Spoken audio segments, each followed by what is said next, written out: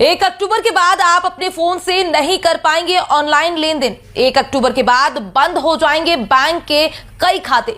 सड़कों पर चलने के लिए देना होगा ज्यादा टैक्स। अगर आप भी बचना चाहते हैं इस जंजाल से तो अभी समझ लीजिए पूरा मायाजाल, ताकि आपको बाद में ना पड़े पछताना। अगर आप भी अपने कुछ कामों को टाल रहे हैं तो अभी सावधान हो जाइए, क्योंकि इस महीने के बाद यानी सितंबर के बाद अक्टूबर में आप उन कामों को नहीं कर पाएंगे। इनमें से कुछ का संबंध आपकी बैंक से है तो कुछ का संबंध आपके आधार कार्ड और आपके घर में रखे रकम से है।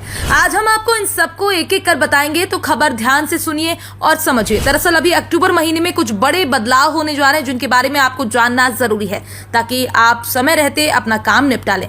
इसमें सबसे पहला काम यह है कि अब डीमैट अकाउंट में नॉमिनी को अनिवार्य कर दिया गया है। दरअसल सेबी, जो कि भारत का भारतीय प्रतिभूति और विनिमय बोर्ड के नाम से जाना जाता है, उसने डीमैट और ट्रेडिंग अकाउंट में नॉमिनेशन को अनिवार्य कर लोगों के लिए 30 सितंबर 2023 तक की डेडलाइन भी तय कर दी है। यानी अगर कोई अकाउंट होल्डर अपने अकाउंट के नॉमिनी की जानकारी नहीं देता है तो उनके अकाउंट को 1 अक्टूबर के बाद बंद करने के आदेश दिए जा सकते हैं। विदित है कि सेबी ने नॉमिनी की जानकारी देने के लिए पहले 31 मार्च तक की डेडलाइन तय की थी। इसके बाद उसकी डेडलाइन को 6 महीने के लिए और बढ़ा दिया गया था।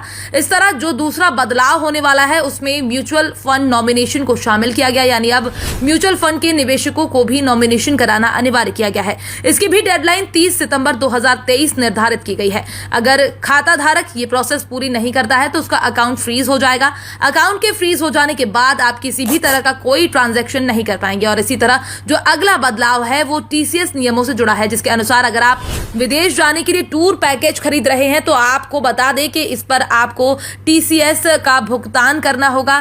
7 लाख रुपए के टूर पैकेज पर आपको 5% का टीसीएस का भुगतान करना होगा। इसके अलावा 7 लाख से ज्यादा के टूर पैकेज पर आपको 20% का टीसीएस देना अनिवार्य कर दिया जाएगा।